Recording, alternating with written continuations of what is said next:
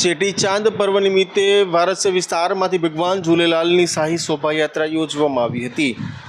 ચેટીચાંદનો પર્વ એટલે સિંધી સમાજનું નવું વર્ષ, ભગવાન ઝૂલેલાલનો જન્મદિવસ અને ચેટીચંદ પર્વ તરીકે ઉજવવામાં આવે છે। ચેટીચંદ પર્વની ઉજવણી સિંધી સમાજ દ્વારા એક અઠવાડિયા પહેલાં શરૂ કરી દેવામાં આવતી હોય છે। Bike rally, blood donation camp, બહેરાણા સાહેબ તેમજ નાના મોટા ભંડારા, મંદિરમાં ઝૂલેલાલ ભગવાનની ભક્તિ જેવા કાર્યક્રમ ઉજવવામાં આવતા હોય છે। ચેટીચંદ પર્વ નિમિત્તે આજરોજ વારસા વિસ્તારમાંથી ભગવાન ઝૂલેલાલની શાહી ભવ્ય શોભાયાત્રા યોજવામાં આવી હતી, જેમાં મોટી સંખ્યામાં સિંધી સમાજ સહિત તમામ લોકો ઉપસ્થિત રહ્યા હતા। સાથે બાળકો અલગ અલગ વેશભૂષા સાથે પણ જોવા મળ્યા હતા, જે શહેરમાં ભારે આકર્ષણનું કેન્દ્ર બન્યું હતું। સાથે સૌ કોઈ છે તે ડીજેના તાલે ઝૂમી ઉઠ્યા હતા અને સાથે યુવાઓ, મહિલાઓ સાથે વૃદ્ધો સાથે તમામ લોકો છે તે આ કાર્યક્રમમાં ઉપસ્થિત રહ્યા હતા।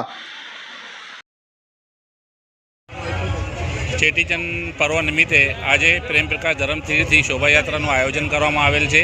જે શોભાયાત્રા પ્રેમપ્રકાશ ધરમતીર્થથી લઈને વારસા રિંગ રોડથી થઈ, આરટીઓ થઈ, સિંધ કોઓપરેટિવ સોસાયટી દ્વારા રોડ થઈ અને સિંધુ સાગર પર પૂર્ણાહુતિ કરવામાં આવશે અને સિંધુ સાગર પર પૂજા અર્ચના કરીને સમાપ્ત કરવામાં આવશે અને સાથે સાથે આતિશબાજી અને અલગ અલગ જગ્યા પર પ્રસાદીનું પણ વિતરણ કરવામાં આવેલ છે અને હજારોની સંખ્યામાં જે ભાઈ ભક્તો છે એ આ શોભાયાત્રામાં જોડાયા છે અને અલગ અલગ જગ્યાએ પ્રસાદીનું પણ આયોજન કરવામાં આવે છે। અને આજના આ શુભ દિવસે હું સમગ્ર નગરજીવનોને આ પવિત્ર તહેવાર નિમિત્તે હાર્દિક શુભકામના આપું છું। જય ઝૂલેલાલ। જય ઝૂલેલાલ। જય ઝૂલેલાલ।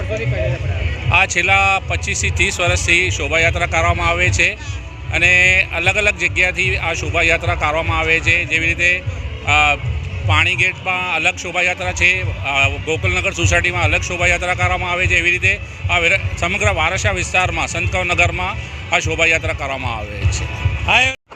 આજે અમારા સિંધી સમાજના નવા વર્ષના ઉપલક્ષમાં પ્રેમપ્રકાશ ધરમતીર્થ ખાતેથી આજે એક શોભાયાત્રાનું આયોજન કરવામાં આવેલ છે, જે વારાસાના વિભિન્ન બધા રસ્તાઓ પર ફરીને અને વારાસા ખાતે બધી જગ્યા ફરશે અને પાછા સિંધુ સાગર થઈને અને પ્રેમપ્રકાશ ધરમતીર્થ પર સમાપ્ત થશે।